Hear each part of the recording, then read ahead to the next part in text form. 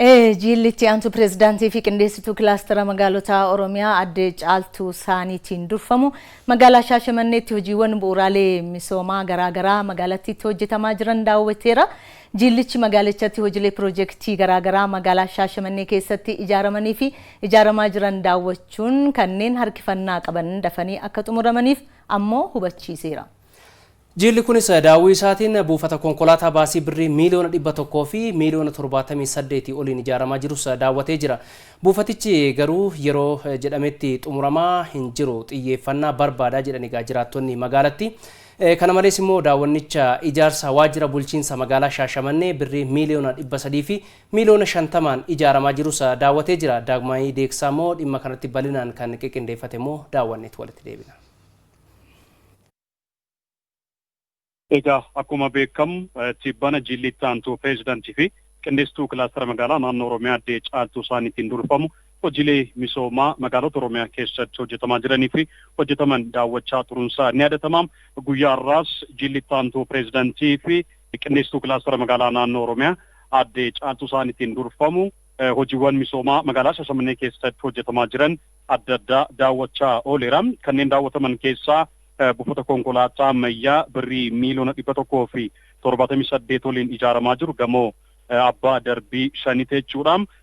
Karaa biraatiin waajjira bulchiinsaa birrii miiliyoona 350 ijaaramaa jiru. Hojiiwwan waldaaleen himaaxaa ijaaramanii hojjechaa jiran kanneen akka hodhaa huccuu, oomisha mismaaraa fi kanneen birootti bobba'anii hojjechaa jiran daawwatamaniiru. Buufanni konkolaataa buufata konkolaataa qofa osoo hin taane achi keessatti buufata konkolaataa san keessatti gamoo san keessatti jechuudhaan wiirtuleen daldala adda addaa akka isaan seenanii hojjetanis himameera. Buufanni konkolaataa kun yoo xiqqaate ji'a 3 keessatti ni xumurama jedhamee akka eeggamu daawwannaa sanarratti kan argaman hoogganaan abbaa taayitaa geejibaa naannoo Oromiyaa obbo Abdul Qaadir Hussein kan isaan nutti himan. Waajjirri bulchiinsaa kan magaalittii jechuudhaan ijaarsa hedduu kan harkifate akka ta'e ibsameera. Sababni guddaan harkifachuu kana immoo hanqina bajataa akka ta'ee fi rakkoon kun furamnaan garuu waggaa tokko keessatti guututti akka xumuramu itti aanaan waajjira mana qopheessaa magaalaa Shaashamannee obbo Mustafaa Gammachuun kan isaan nuuf ibsanii. Dhumarratti itti aantuun pirezidaantii fi qindeessituun kilaastara magaalaa naannoo Oromiyaa adde Caaltuu Saaniin akka isaan jedhanitti ta'e magaalaan Shaashamannee rakkoo nageenyaa yeroo darbe ishii mudatee irraa dandamattee gara hojiilee misoomaatti deebi'uun ishii kun hedduu kan jajjabeeffamuu qabuu fi fakkeenya kan taate akka ta'e kan isaan nuuf himanii. Rakkoo bajataa wajjin wal qabatee ka'eef immoo magaalittiin ofii ishiitiif galii ishii dabaluu qabdi. Yeroo galii ishii dabaltu rakkoon bajataa waliin wal qabatee ka'uun ni furama jedhaniiru.